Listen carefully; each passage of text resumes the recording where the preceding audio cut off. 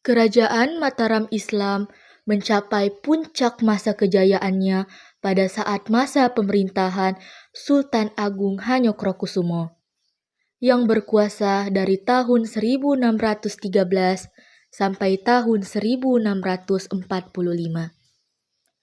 Ia merupakan raja ketiga setelah Panembahan Sedokrapyak. Letak geografis dari kerajaan yang berada di pedalaman membuat Mataram menjadi kerajaan agraris. Pertanian yang menjadi sumber pokok ekonomi masyarakat karena didukung oleh tanahnya yang subur. Pada masa kejayaannya, Mataram berhasil menjadi pengekspor utama beras. Tetapi, seiring berjalannya waktu, sistem kerajaan ini berbeda dan mulai terpecah belah. Permasalahan ini dimulai saat VOC datang ke kerajaan dengan segala kelicikan di hati mereka.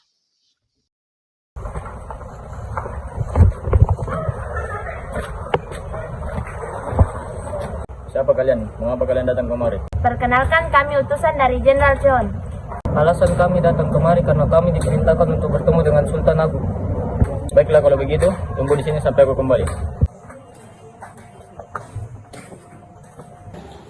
Salam Tuan. Ada apa? Ada utusan dari VOC yang datang kemari dan ingin bertemu. Apa? Utusan dari VOC? Ada urusan apa mereka datang ingin menemuiku? Hei prajurit, apakah kamu tahu apa urusan mereka datang untuk menemuiku? Maaf Tuan, hamba sungguh tidak tahu. Ya sudah, ajak mereka saja datang ke sini untuk menemuiku. Baik Tuan. Prajurit itu segera memanggil Jenderal VOC dan mempersilahkannya masuk untuk menemui Sultan Agung Hanyokrokusumo. Silahkan, kalian diperbolehkan masuk oleh Tuan Sultan.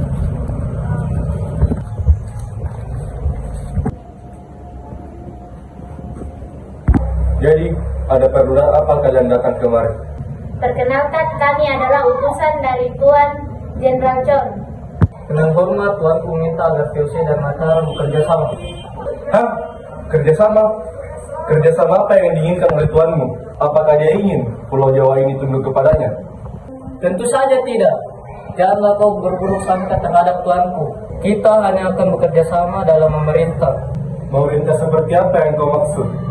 Seperti memerintah dalam wilayah dan juga hasil bumi. Janganlah kau menerima penawaran kerjasama mereka, Kakanda. Mereka itu berhati licik dan tidak dapat dipercaya. Kau benar, Adinda. Hei kamu, jika ini yang kamu mau, pergilah dari kerajaanku dan katakan kepada tuanmu, jangan pernah bermimpi untuk bekerja sama denganku selama aku masih hidup. How dare you? Baiklah jika keputusanmu seperti itu. Tapi jaga ucapanmu terhadap tuanku. Lihat saja apa yang akan dilakukan oleh Tuanku terhadap kerajaanmu ini. Silahkan, aku tidak akan takut dengan apa yang akan dilakukan oleh tuanmu. Pergilah dari sini. Pada tahun 1620, target utama Mataram bergeser ke arah kota Surabaya. Selama tahun 1620 sampai tahun 1625, pasukan Mataram secara berkala mengepung Surabaya dengan 5 kali ekspedisi. 5 tahun berlalu, tepatnya pada tahun 1629, Sultan Agung mengirimkan pasukannya untuk melakukan penyerangan terhadap VOC. Namun, serangan yang dikirimkan oleh Sultan Agung saat itu gagal akibat medan yang terlalu berat. Pada tahun 1632, Sultan Agung mengirimkan kembali 1.000 prajurit beserta keluarganya pergi ke Karawang untuk membangun lumbung beras atau pusat logistik. Namun saat merencanakan itu semua, ternyata terdapat suruhan VOC yang ditugaskan menyamar untuk memata-matai mereka. Prajurit, siapkan semua alat peperangan. Kita akan menyerang VOC. Baik Sultan, kami akan mempersiapkan semuanya. Tingkatkan persediaan kapal dan senjata kita. Bangun lumbung beras untuk persediaan makanan kita.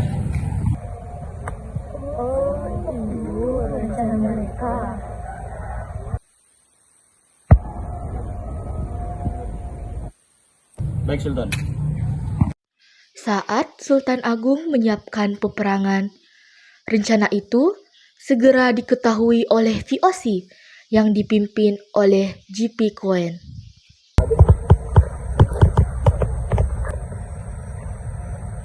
Lapor Tuan, kami mempunyai berita yang penting. Mataram sedang mempersiapkan pasukan untuk menyerang kita, Tuan. Apa? Kurang ajar.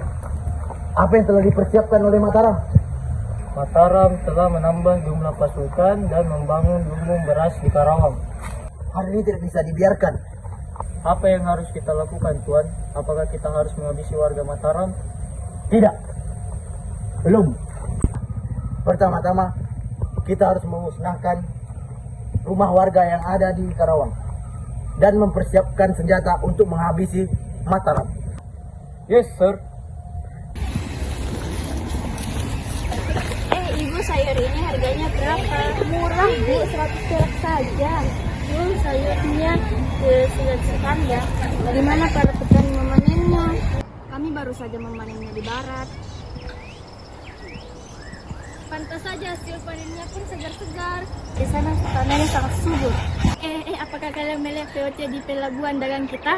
Iya, tadi saya melihat banyak sekali prajurit yang datang. Hei saudara, pergi dari sini. Aku tadi melihat banyak prajurit yang datang ke sini. Hah, apakah iya? Hei rakyat pribumi, enyahlah jika kalian tidak ingin mati. Jangan terjadi.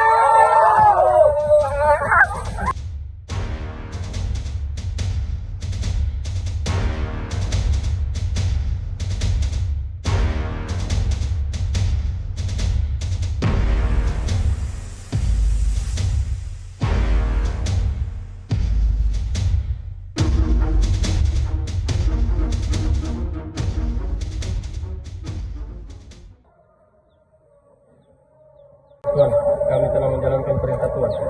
Rumah warga telah hancur dan terpisah. Bagus, Komandan. Siap. Pastikan kembali tidak ada warga Mataram yang tersisa sampai pasukan warga Mataram kembali dengan pasukan lemah ke Batavia. Siap, Sir. Sementara itu, kondisi di Mataram sangatlah buruk.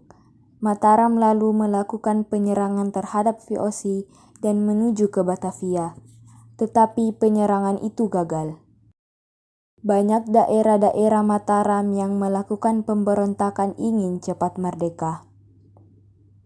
Naas, pada akhirnya Sultan Agung wafat pada tahun 1645. Pasca kematian Sultan Agung, pemerintahan Mataram digantikan oleh Amangkurat I yang justru bekerja sama dengan VOC. Pada masanya itu, terjadi pemberontakan yang dilakukan oleh Trunajaya yang tidak setuju jika Mataram harus bekerja sama dengan VOC. Apa yang membuatmu ke sini, Kompeni? Menurutmu aku akan bertemu siapa lagi selain Tuan Raja Amangkurat? Tolong beritahu dia bahwa aku sudah sampai di sini. Baiklah, tunggu di sini sampai aku kembali. Tuan, Kompeni sudah sampai di kerajaan. Suruh dia masuk segera. Baik, Tuan. Apa yang membawamu kemari? Aku tidak akan bertele-tele Amangkurat. Aku kemari karena punya suatu penawaran untukmu. Penawaran apakah itu? Jika kamu menyerahkan hasil beras kerjaanmu kepada kami akan memberikan keuntungan yang besar. Jika aku menolaknya, apa yang akan engkau lakukan, wahai Kompeni? Dengan berat hati kita akan bersaing di jalur perdagangan. Tunggulah sebentar di sini, aku akan berdiskusi dengan permaisuriku dahulu. Bagaimana menurutmu, Adinda? Lebih baik kita terima saja penawaran itu. Perasaanku mengatakan bahwa company itu tidak ada niatan jahat untuk kerajaan kita. Apakah kamu yakin, Adinda? Aku yakin, percayalah kepadaku, Kakanda. Baiklah. Keputusan ini sangat berat untukku. Tapi demi kesejahteraan rakyatku, aku akan menerima tawaranmu itu. Permisi, Tuanku Amangkurat, ada Tuan Trunajaya yang ingin bertemu dengan Anda. Trunajaya, ada urusan apa dia kemari? Baiklah, dipersilahkan dia masuk dan bawa dia kemari. Ada masalah apa, Pangeran Trunajaya? Jauh-jauh datang kemari. Siapa dia? Apa urusan dia datang ke sini? Oh, dia adalah orang yang akan membantu dan memperluas wilayah kerajaan kita. Apa maksudmu? Apakah dia salah satu company VOC? Kau sudah gila. Apa maksudmu, Trunajaya? Tidakkah seharusnya engkau punya rasa hormat kepadaku? Apakah kau tahu Amangkurat betapa liciknya dia? Tentu aku tahu dia. Dia lebih baik darimu dan dia juga yang akan membantu memperbesar wilayah kerajaan kita. Kau salah besar Amangkurat. Jika kau beranggap membawa VOC akan membantu kita, aku tidak akan setuju dengan keputusanmu itu. Sudahlah, hentikan ngomong kosongmu itu. Aku sudah tidak membutuhkan pendapatmu lagi dan bahkan tidak memanggilmu lagi. Pergilah. Jika itu keputusanmu, aku akan melakukan penyerangan untuk merebut kembali kerajaan Mataram dari tangan VOC. Silahkan saja kalau kau mau berhadapan dengan pasukan VOC yang pasukannya super lengkap. Baiklah, jika begitu maumu Amangkurat, aku dan pasukanku akan melawan dan memusnahkanmu. Prajurit, amankan permaisuri. Akhirnya, terjadilah pemberontakan yang dilakukan Trunajaya terhadap Mataram karena tidak setuju dengan keputusan Amangkurat I. Trunajaya berhasil melakukan pemberontakan, sedangkan Amangkurat I beserta putra pertamanya, Mas Rahmat, melarikan diri dalam keadaan sekarat. Dan dalam pelariannya, Amangkurat I meninggal di daerah Tegalwangi. Lalu tahta Mataram diwariskan kepada anak sulungnya, Mas Rahmat yang bergelar Amangkurat II. Setelah Amangkurat II wafat, terjadi peristiwa perjanjian Giyanti antara VOC yang dipimpin oleh Hartik, gubernur VOC untuk Jawa Utara dan Pakubuwana III, serta kelompok Pangeran Mangkubumi. Maka berdasarkan perjanjian Giyanti 13 Februari 1755, yaitu Mataram dibagi menjadi dua. 1. Kesultanan Yogyakarta oleh Mangkubumi yang bergelar Hamengkubuwana I. 2. Daerah Kesultanan Surakarta oleh Susuhunan Pakubuwana III. Lalu pada tahun 1757 dengan intervensi Belanda dan berdasarkan perjanjian Salatiga, Kesultanan Mataram dipecah lagi menjadi 3, yaitu Kesultanan Yogyakarta, Kesultanan Surakarta, dan Mangkunegaraan. Pada tahun 1813, Kesultanan Yogyakarta dipecah lagi menjadi 2, yaitu Kesultanan Yogyakarta dan Pakualaman.